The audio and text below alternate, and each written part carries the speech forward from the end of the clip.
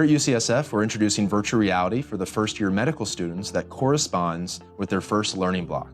So when they leave the cadaveric lab, they can immediately come over to the virtual reality lab and they can learn the same material they just saw on the cadaver in a virtual space.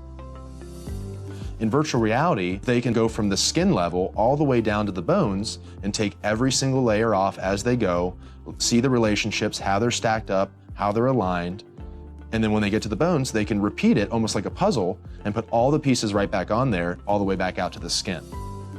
Today I spent 3 hours in the anatomy lab, and then I went straight from that to working on the virtual reality anatomy lab, essentially, where I was able to sort of pull the muscles apart that I had been looking at on the cadavers. I think the cadaver experience is really, integral to our medical education, and Derek and the whole staff does an amazing job of instructing us and taking us through the cadavers and being able to see those muscles on those bodies. But at the same time, it's a little bit difficult to get an entire three-dimensional picture of what's going on. With the VR, it's sort of like a process, where you can build it and rebuild it, and I think that sort of helps understand the anatomy a lot better and a much more in-depth experience. One of the hardest things for students in anatomy, at least early on, is understanding that spatial relationship of everything in the body. Virtual reality is exciting for me as an anatomy instructor because it's going to be able to enhance the student's understanding of the arrangement of the body. Because the better they know the body, the better physicians they'll end up being the rest of their career.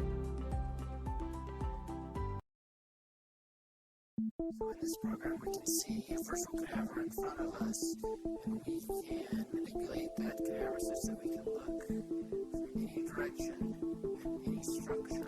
We're part of a larger university-wide virtual reality initiative, and this is just one of Colorado State University's commitments to providing an education that is second to none. So I can grab any structure, I can remove it, I can manipulate it, I can look at it from any direction. We were looking into ways that we could use technology to try to improve our anatomy curriculum. Anatomy is essentially a very spatial exercise, understanding how parts sit in relation to each other, how those parts interact, and the ability to display that in 3 dimensions and give someone the ability to interact with it can really advance how far a student can get into the material and how well they pick it up.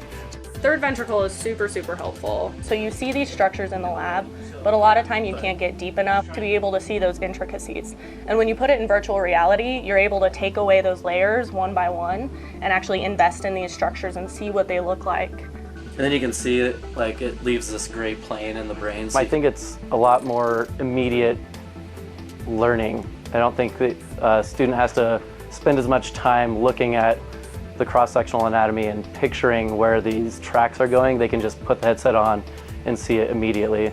Students have been integral in this project, getting into it and identifying things that would work better if changed. To be able to come in here and say, okay, this is what I would like to see, this is what I think would be super helpful, to be able to actually see that come to fruition is really cool. Developing the program in-house allows us to tailor this program to our curriculum in anatomy and neuroanatomy rather than bending that already successful and existing curriculum around a particular computer program.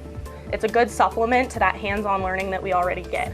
You can come back and rely on this program to supplement your curriculum even more and to really push you towards success. Our end goal is to better prepare students for careers in healthcare.